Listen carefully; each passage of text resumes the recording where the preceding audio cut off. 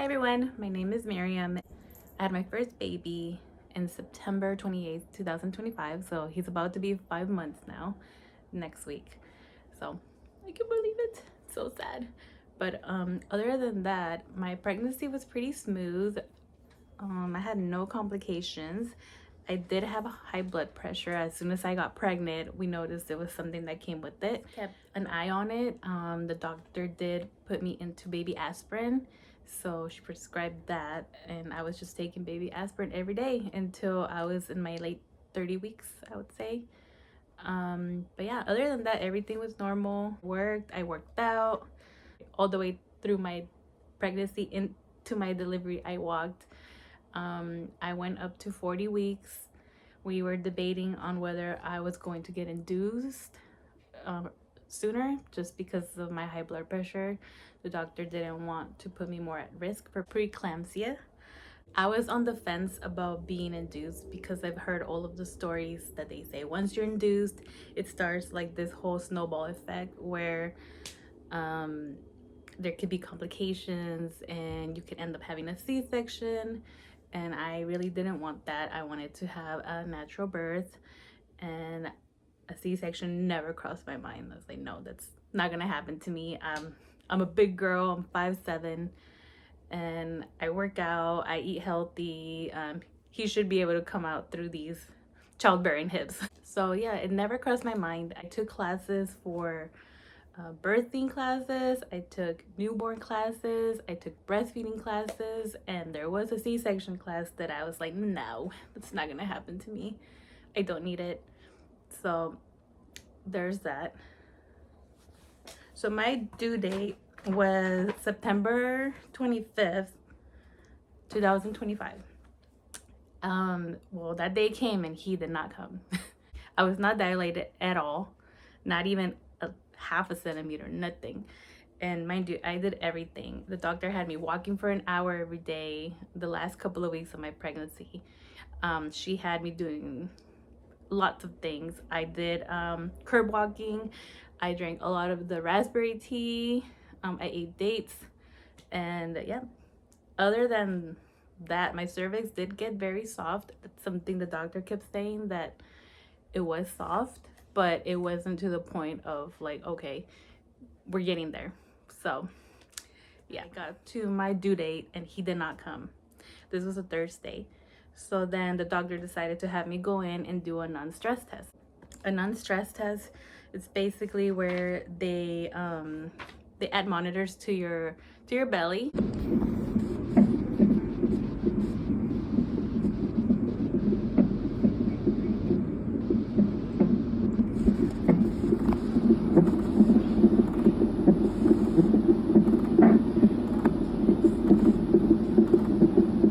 So that they could hear the baby's heartbeat, and they monitor it for like up to 30 minutes. And that's what we did. Thankfully, everything was perfect. His heartbeat was great. So then the other step was going to see an ultrasound specialist because they wanted to monitor and check the amniotic fluid. So at this point, I had already scheduled my induction for Saturday. That would have been Saturday the 27th. So I was supposed to show up Saturday evening, get induced, and the baby was supposed to be here over the weekend. That's what me and my doctor had planned. I figured, okay, so it's Thursday. I went into the non-stress test on Friday. He was due Thursday, non-stress test Friday. And with the ultrasound, they found that he was losing a lot of amniotic fluid. At this point, getting induced on Friday never crossed my mind. I still thought I had at least one day left to get everything ready, to organize. Thankfully, I already had everything packed. But I was still, not thinking that I was going to be admitted that same Friday. I still thought I was gonna have to come back the next day. After the doctor saw the ultrasound, like I mentioned, she noticed that not much amniotic fluid left. So she sent me to labor and delivery so that they could monitor me, and then hopefully if he pees, it would show that he has amniotic fluid and he could wait until the next day. So I called my husband and I let him know what's gonna happen. I'm still thinking I'm going home. So I just told him, hey, they're gonna check me, they're gonna do an ultrasound again within 2 hours, and then I will see you at home. So I go in, they check me, they put me into a room, or they haven't admitted me yet at this point. They just sat me in a room, and we had the ultrasound specialist. This at this time is the ultrasound specialist in the hospital. So she checked me, and then she left. Mind you, my appointment was at 10 a.m. for the non-stress test. Now it's already 1 p.m. So I'm like, what's going on? I'm getting hungry. I only had breakfast. I wanted to have lunch. And it's literally a waiting game when you're in the hospital, especially if you're not admitted. They're just, it's not that serious. So then I'm just waiting on my phone. Thankfully, my phone was fully charged, so I had YouTube. The doctor that's on call for labor and delivery shows up, and she mentions like, hey, it's been 2 hours. We checked the baby. He is losing amniotic fluid. So we are gonna have to admit you and start inducing you tonight. At this point, I'm like, wait, what? I have an appointment for tomorrow. So what do you mean you're inducing me tonight? And she said, yes, I know 24 hours is not much of a difference. And since you're here, we just want to go ahead and start inducing you. I didn't feel any type of way about it. I just felt like, darn it, like I didn't even get to say goodbye to my cats. I have 2 cats. I didn't even get to sleep in at this point because, the last couple of weeks of being pregnant, you sleep like crap. Everything hurts. My hips hurt, my pelvic bones hurt. Yes, I was ready to give birth, but at this point, it wasn't registering that it was gonna happen on Friday. I knew I wasn't going to give birth on Friday, but I know the process was going to start on Friday. So I wasn't mentally prepared for that, but it was more of like, okay, here we go. So I called my husband. I let him know, and he's at work. So I just tell him, just take your time, finish work, go home, take a shower, take a nap, because he works very, very early. He starts at 3:30, and by now it was already gonna be 2. So he was already on his way home. I start being admitted into the hospital. They changed you, they give you a nightgown, they have you change.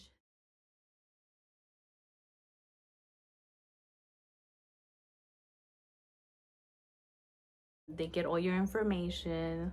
Then they have a phlebotomist come in, take tests of your blood.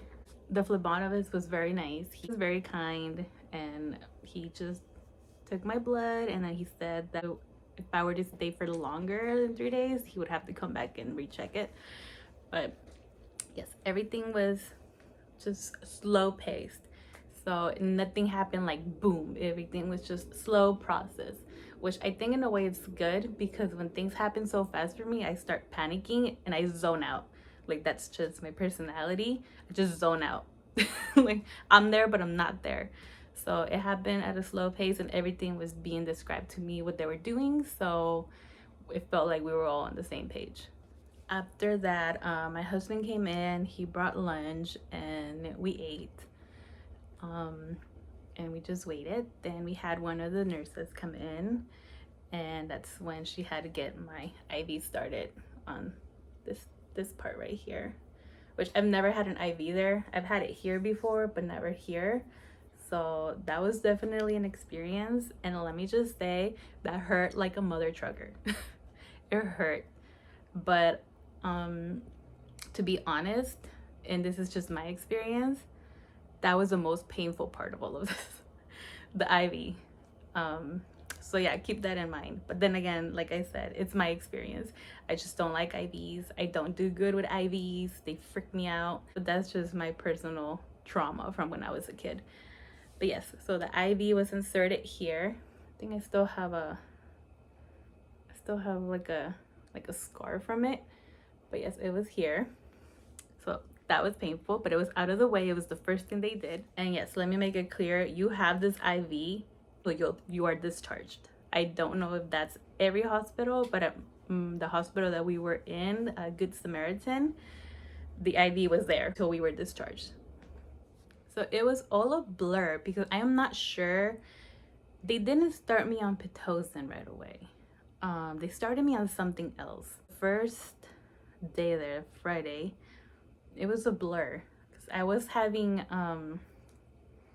some type of medication, but it wasn't Pitocin. Unless it was Pitocin and it was very, very low, then that makes sense. But yeah, that's what I remember. We had lunch. We had to call my parents and let them know because they, like I said, it was planned to have an induction the next day. So my parents live like an hour and a half away. They were already planning on coming by the next day, but once they heard I was admitted, they started freaking out. I called them. I said, it's okay. Nothing's gonna happen yet. Go to sleep. Come back tomorrow as planned. The doctor believes that the baby will make it by Sunday. So this is gonna be a process. Sunday or Saturday night or early morning Sunday. Okay, so then the night came and my husband and I decided to rest, and I tried to sleep, but you're so uncomfortable. At this point, they add belts to your stomach so that they could check the heartbeat and the heart rate of the baby. And I had done my research about how I wanted my birthing plan to be, and I wanted to be able to walk so that I can be more dilated. And apparently that's not a good thing because the belt that they give you, it's attached to the monitor that's right next to the bed. So every time I try to get up to go walk, everything will detach, and then the nurses will freak out and they would come in and be like, what's going on? So it just, yes, it was interesting. Eventually I was able to get one that wasn't attached to the monitor, so it was basically stickies that they added into your stomach, the lower part of your stomach, so that they could hear his heartbeat. And I was able to walk around. I was able to move. At this point, it's already night or midnight or past that. I'm trying to sleep. I think I only got like 4 hours of sleep. Not comfortable. And then you have nurses come in and out the whole night, like every 2 hours or every hour, to check on you and the baby. They did have high blood pressure during my pregnancy. They were checking on my blood pressure at all times. So I had a cuff wrapped on my arm throughout the whole process. It will like check your blood pressure on its own. It was programmed like that. So even if I was trying to go to sleep, it would wake me up like every hour. So morning came, it was 6 or 7 a.m. And of course, you know, they rotate nurses. There's only 12-hour shifts, I believe. So every 12 hours we had a new nurse. And at this time, it's when they started the Pitocin. They've ordered breakfast. The breakfast was delicious. My husband was there. He had breakfast too. So the good thing is that the breakfast is provided for yourself and your support partner, which was my husband. So I don't recall at what moment this happened. I just know that they kept upping the Pitocin and I wasn't feeling any contractions. Like, it was comfortable. I wasn't feeling anything. And that's when the doctor checked me. The doctor on call, my OBGYN that I had through my whole pregnancy, will only be available if she's on call. And she was not on call. They were all great. So at this point, I wasn't worried. Not dilating as fast as I should be. Like I said, I was not dilated at all. And that's the cat. She said, you're not dilating as fast as we would want to. And at this point, I think it's best if we insert I wrote it here, Foley bulb? Balloon? It's like a balloon. And it's like, it gently stretches your cervix. And it triggers labor. I'll try to insert a picture of it so that you can see what it looks like.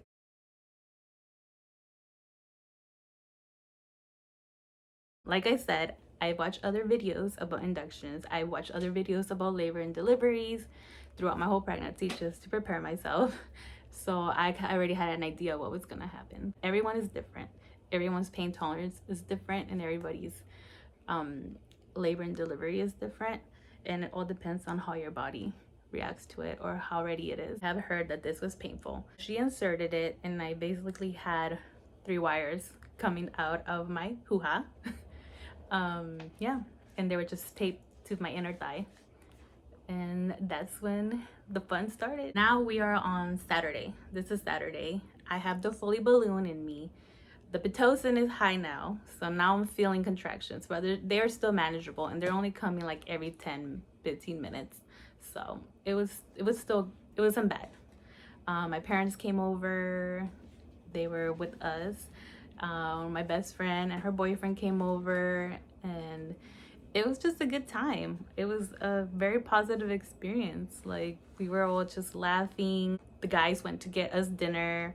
Then they came back and we were all there in the room. I had dinner. It was like 5, I would say, and the contractions kept going. And then I kept feeling a lot of pressure. It just felt like when you're on your period and it comes and goes. That's basically what it feels like. But your back hurts for some reason. My lower back was killing me. Thankfully, I had my heating pad, so I just plugged it in and I had that, and that would help me so much. So we had dinner, we were watching the movie, everyone was laughing, having a good time. And then at some time around 8 p.m. or 7:30, contractions started hitting hard. Like, I mean hard. Like, every minute they were coming. Thankfully, I had my husband there. He would massage my back. My best friend was there. She massaged my back as well. It's all mind, because when I would sit there and have them and I would ignore them and just like think about something else and not even acknowledge them, they wouldn't feel as bad. But when I'd be like, oh, here it comes, and you acknowledge them, oh, I felt it. I suddenly just had an urge to poop. So I went into the bathroom and then I pushed, but nothing came out. And what came out was a ball like this, which was the Foley balloon that they had inserted. It fell off. I was freaking out. I thought it was my fault. I thought I was going to be in trouble. I was like, what did I do? I had my husband grab the nurse. The nurse came and she was such a sweetheart. She was excited. She's like, yay. And I'm like, okay, what's going on? Like, I don't know what happened. She says, no, you did it. It worked. So then she laid me down. She checked me and I am 5 centimeters dilated. I was excited. I said, okay. I knew that as soon as we got to 6 centimeters, it was game on. I was about to get into active labor and I'd probably have the baby by night or early morning, like the doctor said. So I was excited. I said, okay, everything's going on how it's supposed to go. My friends were there. Like I said, my family was there, my parents, we were all excited. Pitocin kept going up. Hour, 2 hours passed and I'm at 6 centimeters. At this point, it's already 8. My friends left. My parents went to sleep at our apartment. And then my husband was gonna sleep in the little recliner that they provide you with for your spouse. We were ready to meet the baby. We knew that it could happen sooner or later, and we were just ready. She checked me. I was 6 centimeters at this point, and the contractions were back to back. Like, I couldn't even catch a break, because as soon as one would pass, the other one would come, and I was at 6 centimeters. It was 10:30 p.m. and the contractions were so bad, and the nurse checked me. I was still at 6 centimeters. At this point, I don't think I could take anymore. The Pitocin kept going up and up and up. At this point, I think we were in the 20. Every volume number is different. Then the doctor comes in and she says, okay, I'm gonna break your water. See if that speeds everything up. I'm gonna break your water, and then hopefully that helps us get to higher than 6. Again, I've watched a lot of videos on YouTube about inductions that talk about the water breaking being painful mother trucker. Surprisingly, it was not painful. It was, nothing about it was pain. It's just pressure. It's like contractions. They're like cramps, big old cramps. So as soon as she broke my water, I just felt water come out, and all of a sudden I just felt like a big old period cramp, just like into my uterus. And I remember at this point I asked the doctor if I could have Tylenol or Advil or Motrin, because that's how it felt, like a big period cramp. She said, no, nothing's gonna help you. That's not gonna help. It's not gonna do anything. I was like, are you sure? Maybe like the 1,000 milligrams. Because it felt like a very, very bad period that you just needed to take some painkillers for. Yes, and I remember asking her, and she said no, but we have other things. And I was like, no, I'm not ready. They were offering fentanyl. They were offering the gas, the laughing gas, and of course the epidural. Once my water broke, this just If my contractions were here, this brought it up to here, because now they were terrible. Now they were unbearable. Now I felt like someone was trying to break my hips and my pelvic bone. Everything felt like it was being crushed. And every time it happened, I would just feel like defeated. I started shaking a lot, and that's when I talked to the nurse, and she recommended, if you're going to get the epidural, get it before you start shaking, because you need to be still for 15 minutes while they insert it. So mind you, 15 minutes, I'm getting contractions back to back every minute, and at this point my body is shaking. I did not have anything against the epidural. So eventually it was already like midnight or something, and that's when I just couldn't take it anymore. I talked to my amazing nurse. She was a travel nurse, and she was great. I asked her, how painful is the epidural? And then she said, honey, that IV that you have right there is worse than the epidural. So you already went through the worst. I said, okay.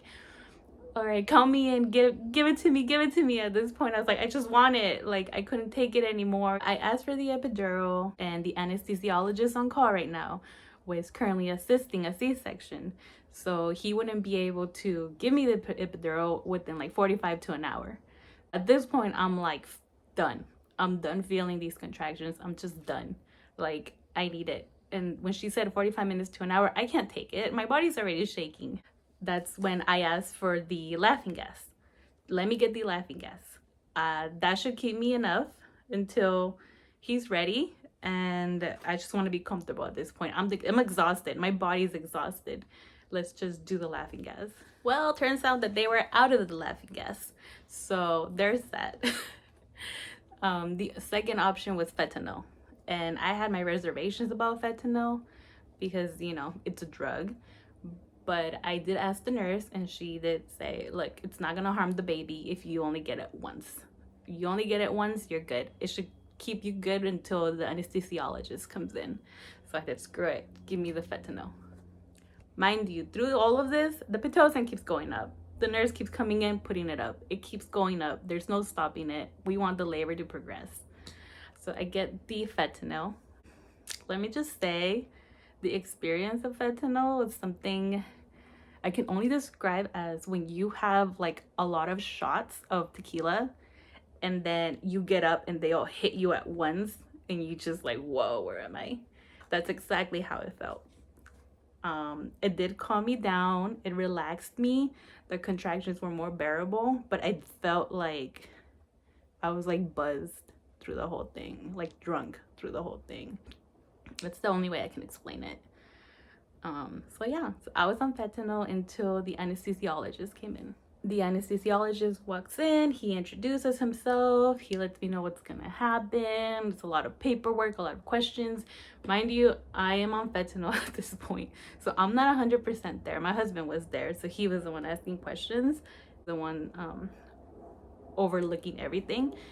I was just like, just give me the damn epidural. Just give me the shot. Give me the needle. I'm ready.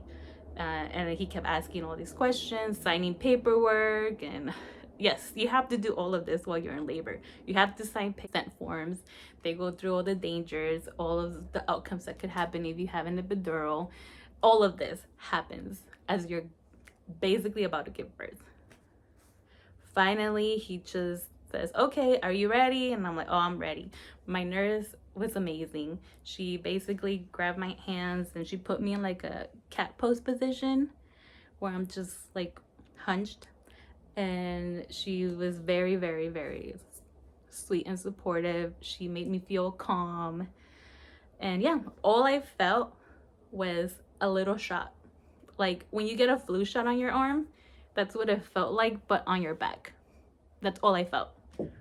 And he just stayed back there for like 15 minutes and taping, a lot of taping. So basically, I didn't even feel the big needle. All I felt was the little numbing shot. They gave me a little button that ups the epidural. And yeah, it started hitting and contractions were gone. I asked my husband how big the needle was. He said, oh, that was big. I said, okay, well, good, because I didn't feel anything. So I was good.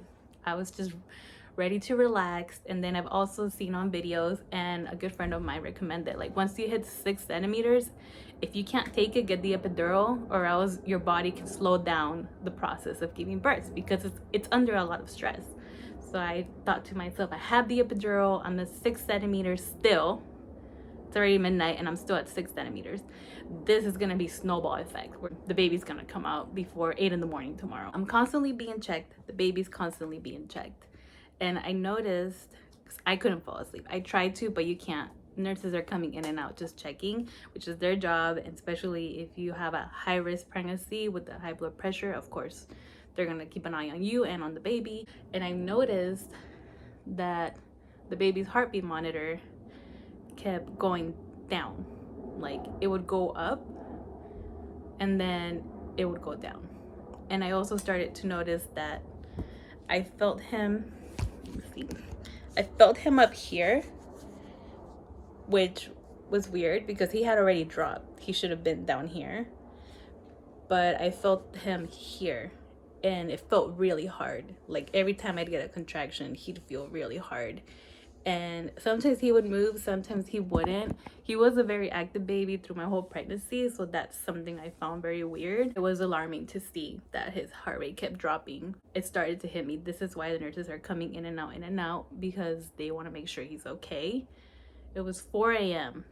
I've been at 6 centimeters since like 8, I believe, since my family left and my friends left. Epidural, yes, it helped my pain, but no, it did not speed the labor.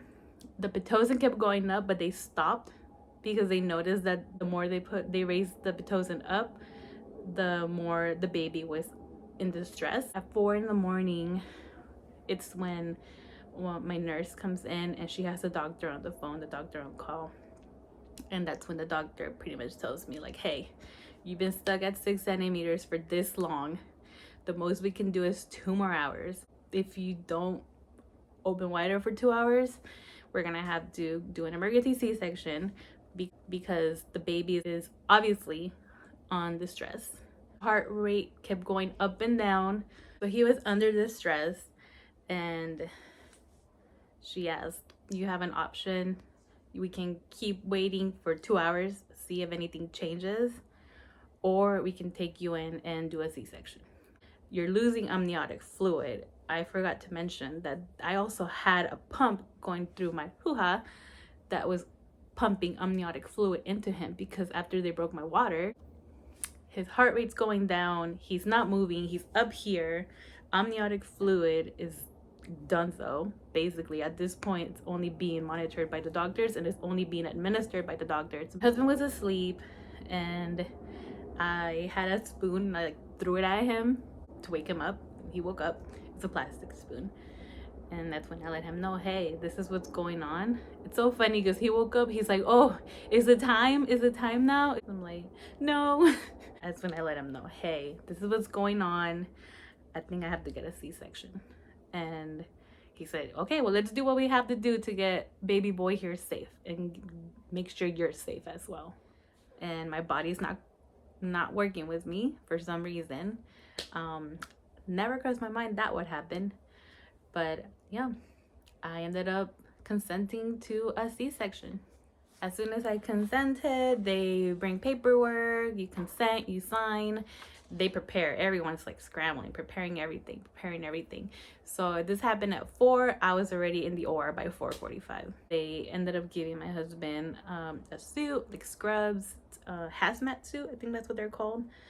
And I was in such an awkward position because at this point they did not want to lose the heartbeat of the baby. And what they also inserted type of heartbeat monitor to check his heartbeat inside my hoo-ha. So I already had a lot of stuff coming out of there, and I was like in a butterfly position, like I can't explain it, like crisscross applesauce but with my feet like this. And they wanted me to stay like this until I went into the OR because they did not want to lose his heartbeat. They wanted to make sure they kept up with the heartbeat, and they wanted to make sure that he was okay. And it was so uncomfortable to be like this for like 45 minutes, and my back was hurting me. Even with the epidural, I was just uncomfortable. The epidural numbs contractions, but you still feel things. Like, it's not like it completely numbs everything and you're like paralyzed, you know? Okay like this with the epidural, or am I gonna get something else? And that's what they mentioned. No, you're going to get, I think it's called spinal freeze step, something like that. So it's something added into your IV, the epidural IV, and that completely numbs you from waist down, so you don't feel anything. It's only used, I believe, when getting a C-section, because obviously they're gonna cut you open and take the baby out. This whole time I'm just calm. I don't know how to explain it. I would think that I'd be freaked out. I was more worried about the baby. I just wanted to see him already. I just wanted to make sure he was here safe.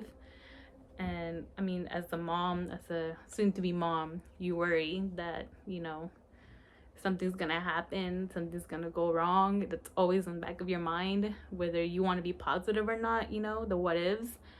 And I was worried for him. Like, I didn't want him to have any issues. I didn't want him to have to go into the NICU. Obviously, my body wasn't able to push him out or to process him through the birth canal. But at this point, I just wanted him to be okay. They had the NICU there. And that's another thing that worried me when I saw that the NICU was there. As they were wheeling me into the operating room, I saw that they were getting set up too. So I was like, oh no, like I thought something was gonna happen to the baby, and they weren't telling me because they don't want to scare you, so they don't tell you worst case scenario. I was trying to remain calm, trying to remain centered, and just trying to remain there, like, and go through it. Hi, sorry the baby woke up, so I had to go grab him. Where is there a suck on your mouth? Sorry. I get wheeled into the OR and they transfer me into a table. It looks like a table. When you get wheeled in, you don't see all the instruments, you don't see everything that they're gonna use. Everything is covered, and they just spread your arms and they add what feels like a curtain, but it doesn't look like a curtain. It's basically like a sheet. They haven't let my husband in because they're getting him suited up first. They want to go ahead and prepare me before they have him come in. And all I remember was it was the same anesthesiologist that had given me the epidural. So he was the one who was inserting the other stuff to numb me from waist down. And all I remember is being by myself in this room and feeling cold. And then I just hear the doctor. She was amazing. I feel like tingling on my stomach. She's poking it with, I don't know if it was one of the surgical knives, but she was just asking me, do you feel anything? Oh, I felt it. I was like, oh no, I feel it. I feel it. Give me more. Whatever you're giving me, give me more, because I feel the knife just poking me a little. So then the anesthesiologist adds more. My husband's still not in there. And then she tries again. Do you feel this? So she starts poking me. And what I felt was weird. It wasn't pain. It wasn't poking. It just felt like movement. I said, no, I don't feel anything. And she's like, okay. So then I figured that's when they started. So they started, and my husband walks in. They walk him in. As they're walking him in, I just see his face, like, and then just disregarded, and he sits next to me. Later on, he did tell me that he walked in as they were already opening me. So he literally saw my insides. You don't feel pain, but you feel them in you moving. The only way I could explain it is like, you know when someone tickles you or when someone massages you? Like my husband, I asked him to massage me and he massages me with his big old thumbs and it hurts. It doesn't feel good, it just hurts. That's how it feels when they're going inside of your insides to get the baby out. Like that's how it felt. Like they were just giving it pulled and everything. So you don't feel pain, but you feel the pressure, and it was not comfortable. So he gave me more of whatever it was that they were giving me, and felt a little better, but you still feel everything. And they were going at it for a couple of minutes. I'd say it lasted up to like 45 minutes. I didn't hear him cry. He didn't cry right away. It wasn't how I expected it to be. You know how they say, like, when the baby comes out, they cry, and then you cry, and then everybody cries. I think because we were on, myself especially, I was on fight or flight. The C-section was unexpected and it happened so fast. I just wanted him to be okay. I didn't get to process it, that when he came out, I felt like in shock. I was just in shock. I was like, is he okay? Is he okay? So he came out. He did not cry, and that freaked me out. I was like, why is he not crying? Why is he not crying? And then all of a sudden, you just hear like a little, a fade cry, like, yeah, yeah. like you know, he had just woken up or something. And then that's when they showed him to me, and he started crying. But it was not the type of cry that I was expecting. Once we saw he was out, we were like, oh, thank God. And that's when the doctor said, this baby was not going to come out the natural way. He was a big baby. Mind you, our OBGYN had told us that the biggest he was going to get was 7 pounds. No, this boy was 9 pounds and 1 ounce. And he was 21 inches long. The NICU took him in, they grabbed him, and I told my husband, go, just go with them, go with them. Like, that's something we talked about. I never wanted the baby to be left alone. And he just looked at me, he was like frozen, indecisive. I said, just go with the baby, I'm fine. Literally still opened on the table. It was September 28th, Sunday at 5:21 a.m. Jonah Abraham Banuelos was born, and he was 9 pounds and 21 inches long.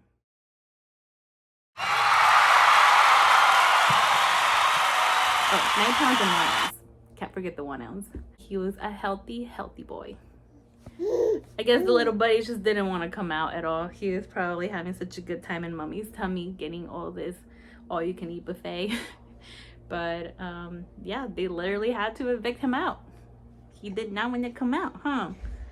I did notice he had like a little bit of a cone head, and I thought, like, did they use like the vacuum on him to get him out? But I think it was because he was just stuck in my cervix. His head was shaped like that. But he was perfect. My husband ended up going with my baby, and where they were taking care of him, they were cleaning him up. That's when they later on brought him to me.